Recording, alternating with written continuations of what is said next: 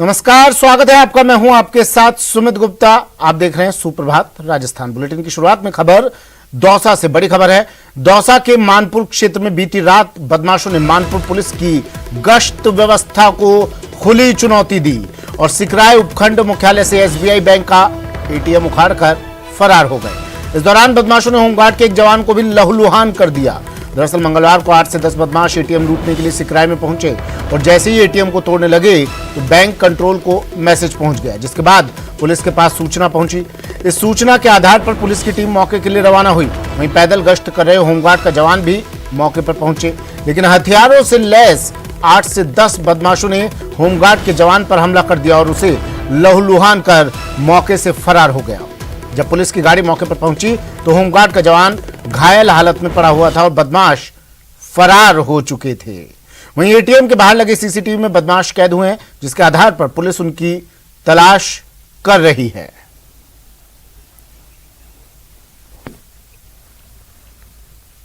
Actual तो जब हमारे आएगी सिस्टम लॉगिन करेंगे तब पता लगेगा, लेकिन अबाउट लगभग 10 लाख रुपए इसमें होगा कैश, क्योंकि मशीन है, ये एटीएम नहीं है, डिपॉजिट मशीन और निकालने की दोनों इसी में होते हैं, तो आता रहता है जाता रहता है, तो एक्चुअल पता नहीं रहता है इसमें हमने कितना डालते नहीं है। एक्चुअल में पब्लिक जमा करती है ना, वो पैसा है और कुछ लगभग कितना था सर? 10-1 लाख रुपए के आसपास हो।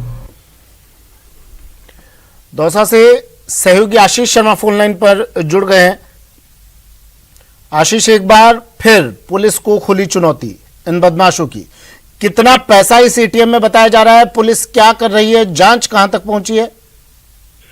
बिल्कुल, ये करीब 3:15 बजे की घटना है। अभी कुछ घंटे पहले की घटना है और कल इस एटीएम में 10,75,000 रुपए थे और ये जो एटीएम है इसमें कैश को विड्रॉल भी किया जाता है और कैश को जमा भी कराया जाता है। ऐसे में कैश को टोटल कितना था वो अभी तक पता नहीं लग सका है, लेकिन 10 लाख रुपए से अधिक की राशि इसमें हो सकती है, जिसको जो बदमाश हैं, करीब 8 से 10 बदमाश हैं, वो इसको उखाड़ कर ले गए और एक पिकअप में रख कर लेके गए हैं। सीसीटीवी फुटेज में ये घटना कैद हुई है कुछ सेकंड की, उसके बाद में उन्होंने सीसीटीवी भी तोड़ दिया, जिसके कारण पूरी घटना कैद नहीं हो पाई है। और जो पैदल गश्त कर रहा था एक होमगार्ड का जवान, उसको लहूलुहान किया गया है। उसकी हालत काफी गंभीर है, उसके सिर में और शरीर के कई अंगों पर चोट आई है, वो सरकारी अस्पताल में एडमिट है। पुलिस की टीमें अब अलग अलग क्षेत्र में दबिश दे रही हैं और सीसीटीवी फुटेज के आधार पर पुलिस जांच कर रही है। और क्योंकि 1 माह पूर्व भी बांदीकुई में भी इसी तरह की घटना हुई थी, एटीएम उखाड़ के ले गए थे और दौसा के आसपास के जितने भी जिले हैं, चाहे अलवर, भरतपुर, सवाई माधोपुर, टोंक, सभी जगह पर इस तरह की घटनाएं हो चुकी है। ऐसे में पूर्वी राजस्थान में एटीएम के लुटेरे पूरी तरह सक्रिय है।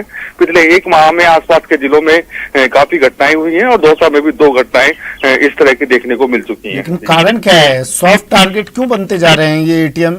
लुटेरों के निशाने पर क्यों है ये एटीएम? बिल्कुल, सबसे बड़ा कारण तो जो एटीएम जो बूथ होता है वहां पर गार्ड नहीं है। बैंक प्रबंधन की बड़ी लापरवाही सामने आई है।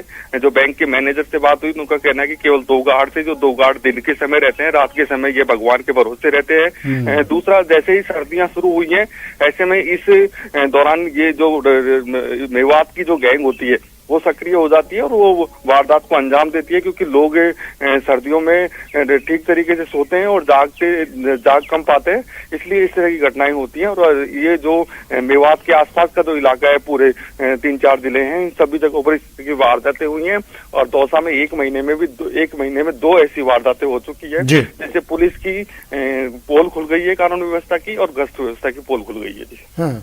लेकिन पुलिस क्या कर रही है? पुलिस की गश्त व्यवस्था क्या कर रही है? रात्रि गश्त होती है, रात्रि गश्त की नाम की कोई चीज होती है, लेकिन पुलिस की लापरवाही के कारण लगातार लुटेरे एटीएम को निशाना बना रहे हैं अपने। दूसरा, क्या एक कारण ये भी माना जा सकता है कि एटीएम में जो पैसा होता है वो इंश्योर्ड होता है, इस वजह से ही बैंक प्रबंधन इस ओर से लापरवाह रहता है? बिल्कुल निश्चित रूप से जो पैसा पूरा इंश्योर्ड होता है तो बैंक प्रबंधन है जो गार्ड की पर्याप्त व्यवस्था नहीं करता है, क्योंकि इस तरह की वारदात होती है तो इनको इंश्योर्ड पैसा वापस मिल जाता है, इसलिए बैंक वाले इस क्षेत्र में ध्यान नहीं देते। लेकिन निश्चित रूप से जनता का पैसा होता है, लेकिन वो ऐसे लूटा जा रहा है। और दूसरा जो दोनों घटनाएं हुई हैं, पहले बांदीकुई में हुई और आज सिकराई में हुई, दोनों उपखंड मुख्यालय है। ऐसा नहीं है कि कोई छोटा मोटा गाँव हो जहाँ पर पुलिस की गश्त व्यवस्था नहीं रहती हो, बिल्कुल उपखंड मुख्यालय है जहाँ एसडीएम डीएसपी सब बैठते हैं। उन क्षेत्रों में इस तरह की घटना हुई है, ऐसे में पुलिस की गश्त व्यवस्था पर बड़ा सवाल उठता है, क्योंकि दावे किए जाते हैं कि उपखंड मुख्यालय और जिला मुख्यालयों पर गश्त शुक्रिया आशीष तमाम जानकारी के लिए। और कोटा से बड़ी खबर आ रही है, जहां जमीन विवाद को लेकर 2